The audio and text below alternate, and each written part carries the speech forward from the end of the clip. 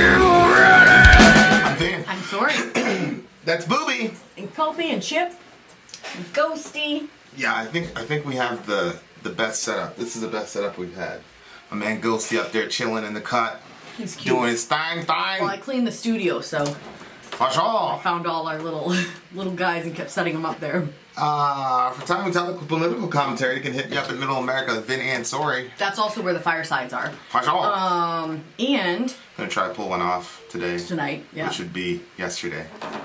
Right. This is main stage for So tomorrow. if we pulled it off, there'll be one up there for you to watch. Yeah, if you want any of our gear, check out the link in the description and you can, there's lots of different stuff on there. And any pictures that you send with our gear, like, and yourself, we will put it in our videos. For sure. For sure.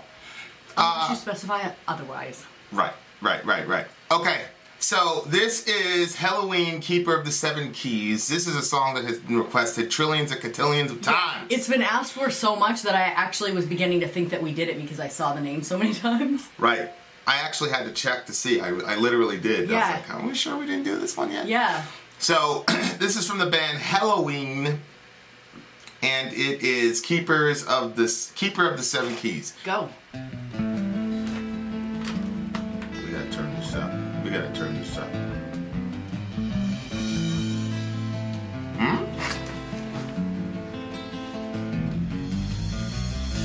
Make the people hold each other's hands and fill their hearts with truth.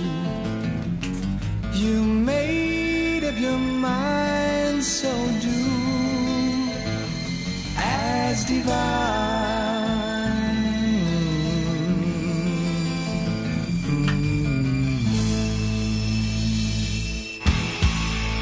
Put on your armor, ranked up the fights. Hold up your sword, you live in the light.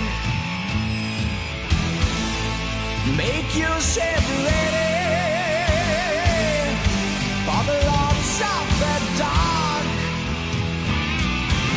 They watch your way, so be cautious, quiet, and alert. You hear the whispering in the crowns of the trees. You're running round, but your eyes don't agree.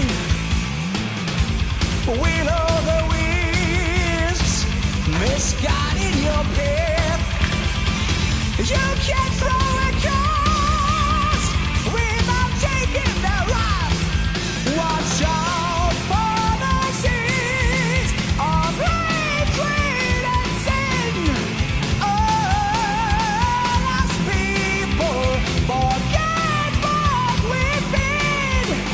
Our only hope's your victory. Cannot Satan who won't let us be. Our only hope's your victory. Cannot Satan who won't let us be.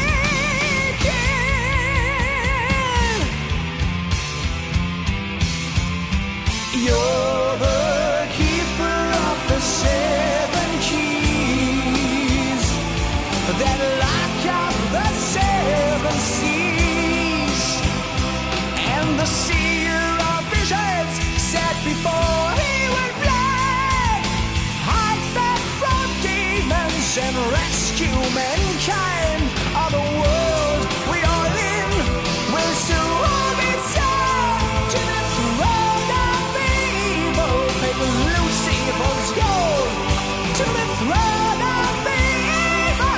Take Lucifer's gold.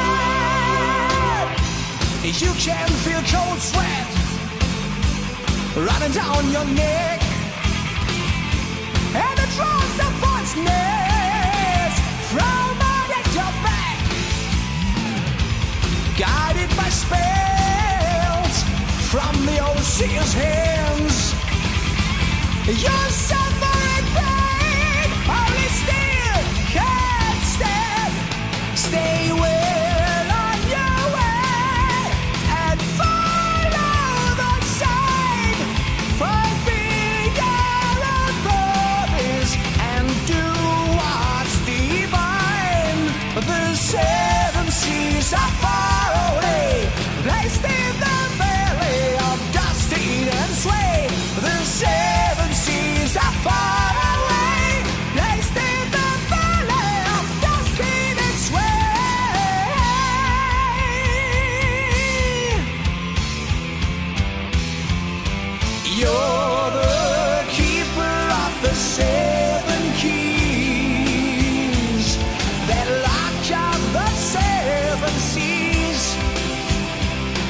the seer of visions set before he was blind.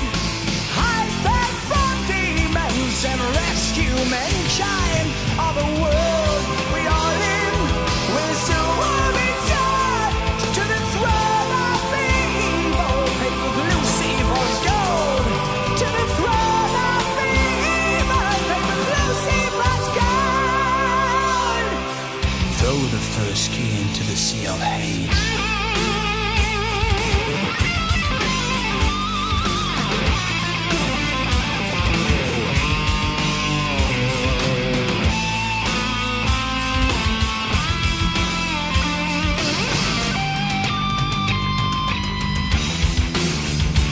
Yeah.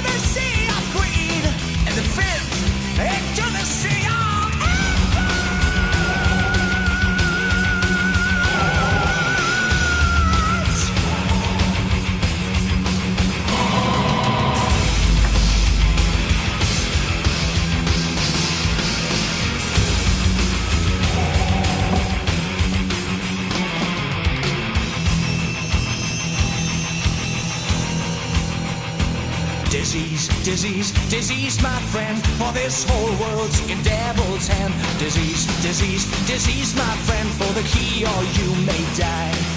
Disease, my friend, for this whole world in devil's hand. Disease, my friend, for the key or you may die.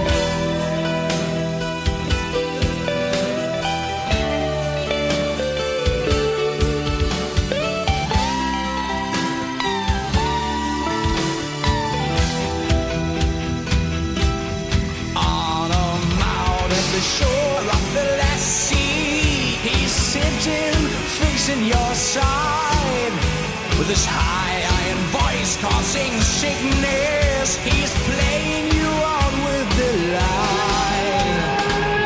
Man, who do you just think you are? I see leave up with 7 stars. Down for the key, you will see dimensions cruel as they can be. Don't let them sight of your power.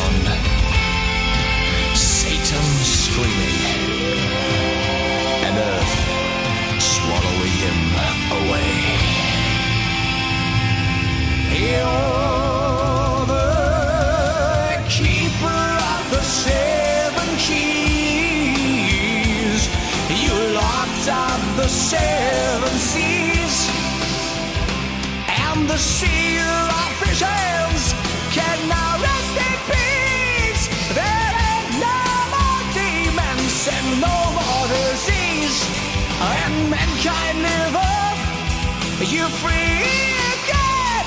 Yes, the tyrant is dead, he is gone, overthrown. You have given our souls back to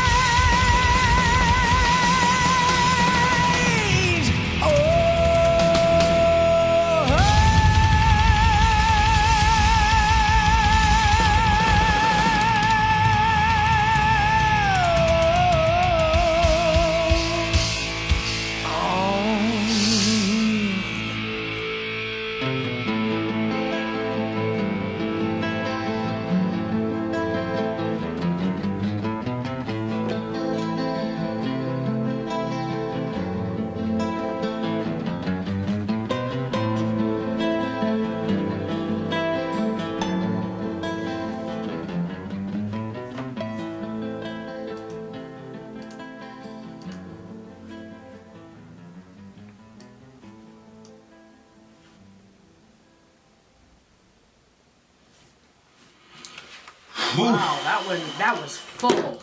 Yikes. That was full. That was a good song. Yeah. Very, very good song. Epic tale. A lot of biblical imagery. Good Yeah, there Lord. was. I was trying to count the keys, and I left off at 5. I think disease is probably the 6th key.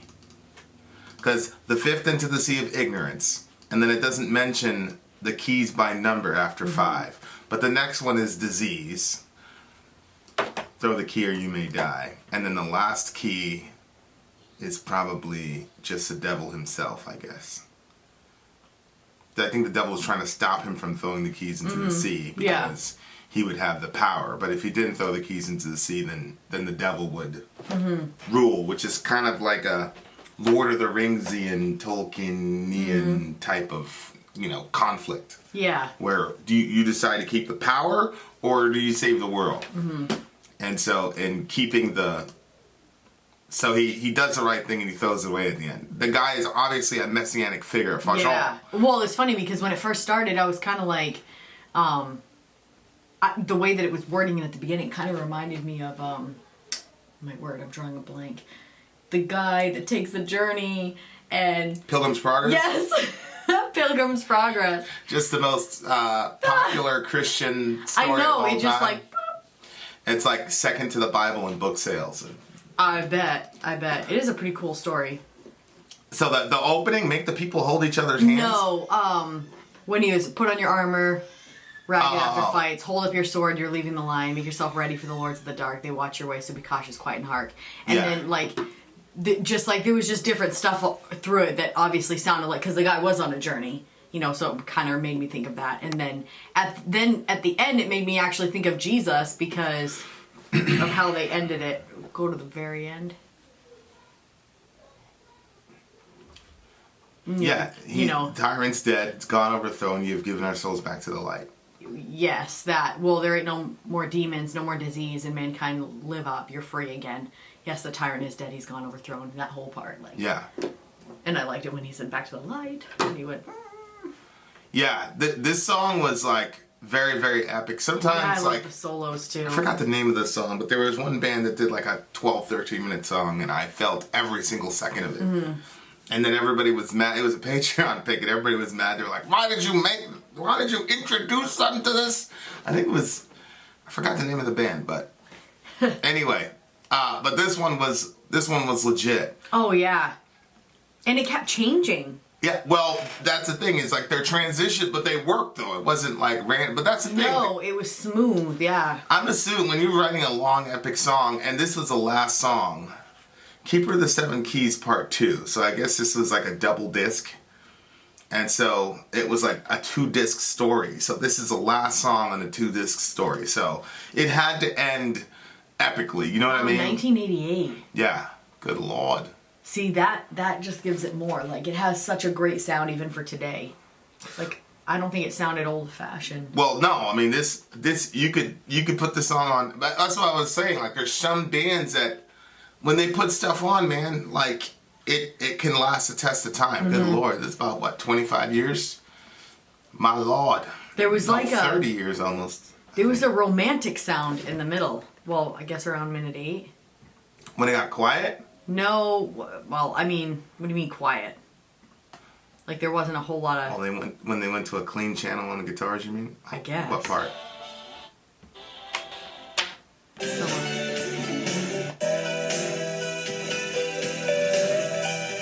That part? All this. Is this a clean channel? Very, like, emotional. It's just emotionally driven, and I don't know, I really liked it. Very jazzy, Pink Floydian. Yeah. Yeah. I said somebody else was like had a Pink Floyd moment, and people were like, "What?" It was the Ozzy song. I know. Yeah. People were losing their minds. I don't care. It was a Pink Floyd moment. How you feel? It's our opinion. Yeah. Well, what's interesting is they made the C's. So the keys have to be thrown into the C's to nullify whatever type of sin or terrible situation that which is interesting because in the Bible the C is always like a connotation for evil. So for example, Isaiah 57:20, the wicked are like the tossing sea, for it cannot be quiet, its waters toss up mire and dirt. So at the end of Revelation, you know, all this good stuff is happening, and then John says, and there was no more sea. And a lot of people are like, what is going on there? Well, it's because the sea is the abode of the wicked in the Bible. Like, you know, the beast comes out of the sea, all the bad guys come out of the sea. The Israelites were not very... they were not maritime people. They weren't very good at that stuff. Right. So they were always afraid of the sea.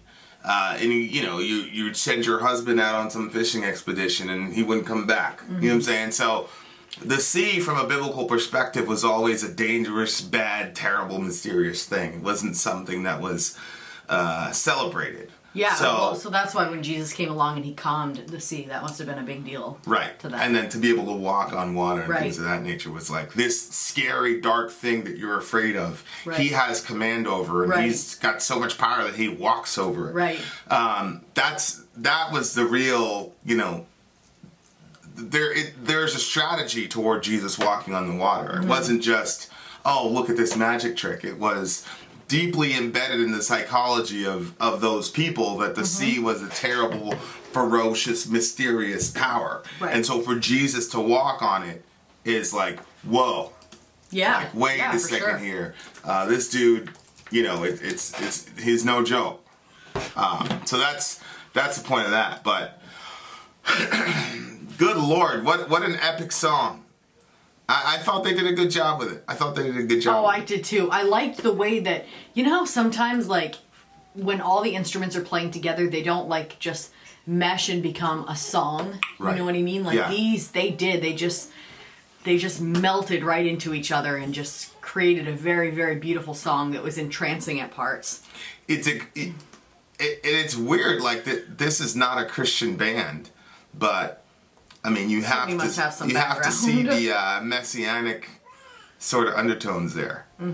So here's the part. You're the keeper of the 7 keys that lock up the 7 seas, and the seer of vision said before he went blind, hide them from demons and rescue mankind. So there's some sort of seer prophet guy who's like mentoring and guiding this guy. Yep. And of course, you always have to make the seer go blind. You know, that's a very common literary device. Wow. Shakespeare, because of the irony. He's a seer, but he's blind. You know what I mean? So yeah. Like, I mean, I think I haven't had a lot of epic literature in my life, so I didn't realize it was in Game of Thrones. Like yeah, the kid they do it. Yeah, it's the same with Vikings. Yes. Remember they had that. Yeah, so it's a common literary tactic where they'll make the seer go blind because the irony is too much to resist. Hide them from demons and rescue. I think the three fates in not Hamlet, but someone with King Duncan. Honey, I just said I don't have a lot of literature in my life. Well, it's Macbeth. There it is. I think the three fates, one of them could see the future and they were blind too, or they were all blind. Anyway, hide them from demons, or the world we're all in will soon be sold to the throne of evil paid with Lucifer's gold.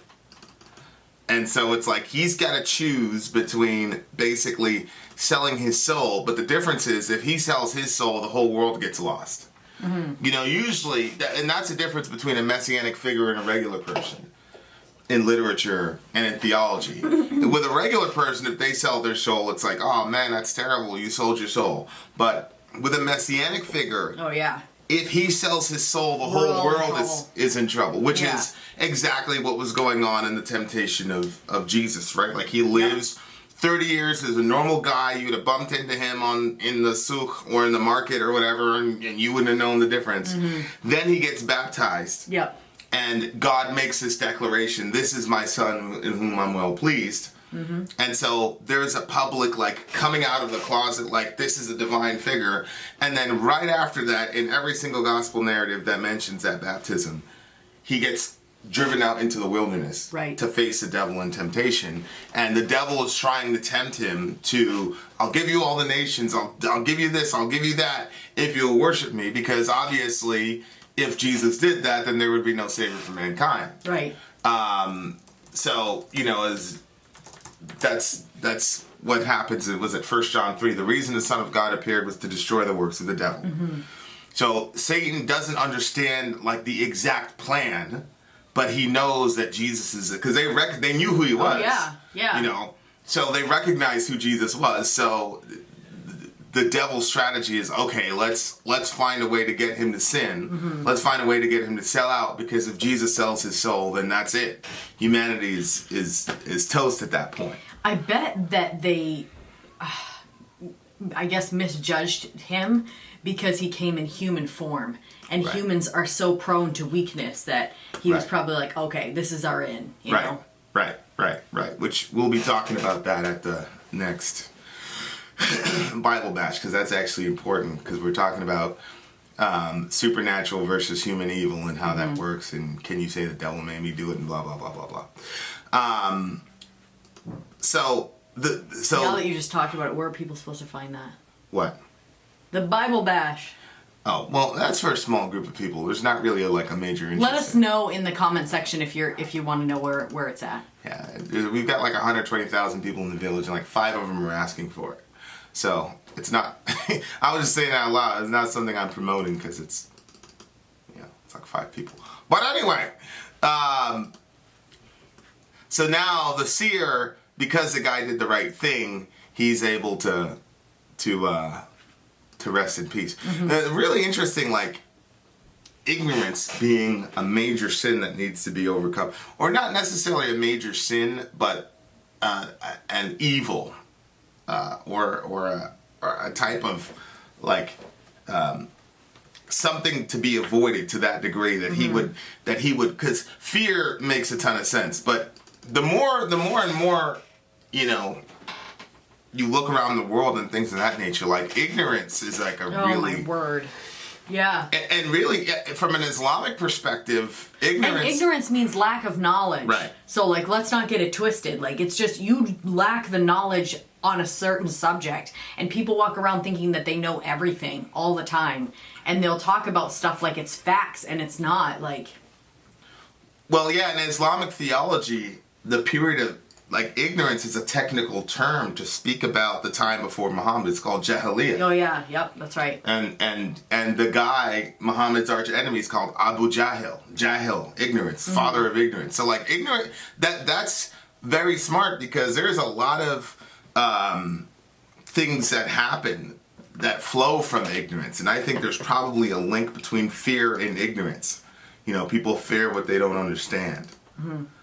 And so if you look at the way Christians have treated the LGBT community, for example, it's just a lot of it has to do with the fear that's wrought from ignorance. Yeah. They don't have any gay friends. They don't have any trans friends. They don't know anything. They've never heard these people's stories. You know, it's just... Oh, yeah. You just have this picture of who these people are, and it's completely wrong, and it's completely skewed because you're ignorant. Mm-hmm. And on the other side, I see so many, like, anti-Christian, very, very hateful posts. There's a guy in the village that's bigoted and evil as hell. Hates Christianity, mocks Christianity. And he is so caught up in his hate and his fear that he doesn't even realize that he's angry at certain groups of Christians for being bigoted, but he himself has now become a bigot. But he's ignorant to his own bigotry. Yeah. So like ignorance is a huge thing, and I that's why I was like struggling, like, oh, is ignorance a moral evil? I think ignorance can become a moral evil if you actively choose to stay ignorant. Yeah. So like, I don't think the scripture says study to show yourself approved. Like we're supposed to study, we're supposed to learn, we're supposed to know. Right. You know, it's not, but just to, like you're saying, if we don't know something, then you need to search and study it out to find that. Right. Don't just sit in your ignorance and call it good. Yeah, you can't be mad at a person for being ignorant, because ignorance is probably the first quality of being a created being. Right. As a matter of... You're not God. You don't know everything. Right. So, like, you know, somebody says, Vin, you're so ignorant. Like, that doesn't necessarily offend me, because what they're saying is you're not God. Mm-hmm. The real... Where it becomes sinful is, like, you want to remain ignorant because you're too lazy to shift your paradigm, because it takes a lot of, you know, mental stamina to be able to pivot that way. Yeah. You know, especially, and that's why I say, like, you know, being in Maine, it's like, if somebody was born here and they're over 60 years old, they just get a pass from me. Yeah, I know. They just get a pass from me. You can't be mad at them. Mm-hmm. It's like, that's 60 years of living. Like, that's a very big ask to have somebody completely flip their you know, their entire paradigm after 60 years of life. I mean, they've lived 2/3 of their time on the earth. Like, it's highly unlikely that that's going to happen. You know what I mean? Yeah. And then there's different types. Like, some ignorance is extremely dangerous, but it's also fun. I always feel extremely uncomfortable when you say that. Why? Because I feel like giving people a pass for being a racist, or it's very uncomfortable to me. And then I feel like if I say, yeah, it's true, because I do see what you're saying, but I feel like me saying, yeah, it's true, is me saying, yeah, I mean, older people should be able to be racist as hell with no problem. That's no problem. But it's not right. Well, I'm not saying it's right. I'm just saying to have a fair assessment of human nature. Mm-hmm. And to know, because a lot of people who are not ignorant don't realize that they've, especially from a Christian perspective, if you're not ignorant about a given thing, all knowledge comes from God. You know, Paul said to the Corinthians, what do you have that you were not given? So if a lot of people think just because I'm not ignorant on something, the other person should do the work to be as educated as I am about the topic. Yeah. But there goes, and people really believe that gnosis, you know, because that's knowledge. Gnosis is in there in ignorance, right? Uh-huh. Yeah. Yeah, it's just a cancellation of gnosis. Yep. Igno, right? Like, a lot of people believe that we come to understandings and knowledge and gnosis by completely, you know, logical syllogisms. And that's not true. We come to facts based on a whole bunch of reasons. One, you know, logic is part of it, but also your emotions are part of it. Mm-hmm. You know what I mean? So there's a lot of things that people believe to be true that are not based purely on logical syllogisms. Mm-hmm. So that's why I would say that, you know, ignorance becomes sinful if you're actively suppressing the truth. If you're actively remaining ignorant, then, you know, then that's when it becomes sinful, you know, and then you have to ask yourself, why would a person choose to remain actively ignorant? And I think so that really, really stuck out to me. I was like, whoa, that's really, really, really interesting, especially when you consider the Romans 1 perspective on human nature. You know, and how a mind can become darkened. Right. When you have truth in front of you and you know it to be true, and then you actively work to make yourself ignorant of that truth, then whatever you do to your mind to make that work becomes irreversible. Yeah. And then you become ignorant about a whole bunch of other things, and then you're not able to get back to any sort of compass to guide your life. And now here we are, and that's pretty much what has happened in Western culture.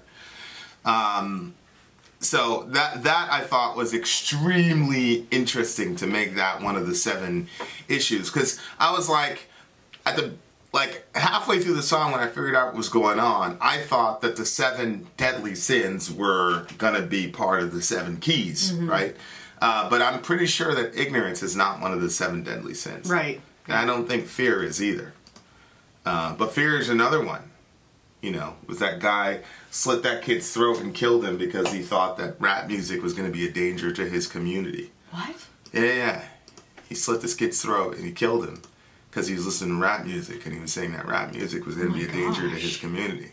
So, like I always say, the opposite of love is not usually hate. The opposite of love is usually fear. You know, because fear will lead you to do extremely hateful stuff. Right. You know, right? And fear will have you doing things that you otherwise would not do. Absolutely. But love, on the other side, will make you brave beyond your courage. So you know the story of the mom lifting up the car because her 2-year-old is under there. You know what I mean? Like, so love will make you act outside of your character in a positive way. You know, most people aren't usually this brave, but their love forces them to push it to that level. Yeah. Whereas most people are not this hateful, but fear will have you. Yeah. Will make you more hateful than you really are. That's why they'll do something, and then they'll be in court and they'll be like, that's not who I am as a person. And they're right and they're wrong. What they're saying is, normally I wouldn't do that. But it's the fear that makes them do things. So the hate wasn't in them. It was a fear that was in them. Right. So when they say I'm not that person, they're right and they're wrong at the same time, you know. But at that point, it's too late. So I thought this was really good, and of course the question, "Who do you think you are?" is right there. A silly bun with 7 scars. You know. Yeah, I didn't understand that part. I'm assuming that's a devil trying to wrestle with him. Like, you're too small of a person to accomplish this. What are the you doing? 7 scars? Well, I'm assuming that holding the keys, like Frodo, created a personal cost to the person that was holding them. see. Because again, that I'm assuming this is like a lord. This guy had some Tolkien in his mindset, but Tolkien was, you know, a staunch Roman Catholic, and so obviously from Tolkien's perspective, any sort of Messiah figure is going to have to pay a price because all saviors die, right? Or there's got to be some cost to being the savior. So holding on to the 7 keys created scars for this guy, but he ends up doing the right thing, and then we all live happily ever after. Which, oddly enough, is the story. Like, that's what we believe, especially as post-millennialists. Like, we don't believe like it's gonna happen in some misty heaven. Like it's gonna be like on the earth, real world type situation. So really, really, really good song. Epic. 13 minutes, didn't feel like it for me. What do you give the song? I was gonna give it a 9.3, but I bumped it to a 9.9 because of those solos. Yeah, those solos were very well placed. They were really, really good and really fit in the song. I'll give it a 9.8 too. 9.8, epic song. Loved it a lot. Good job. Whoever you are that kept requesting it, there you go. Patience paid off. Tell the truth. There you are. Vin out. Sorry out. Gone.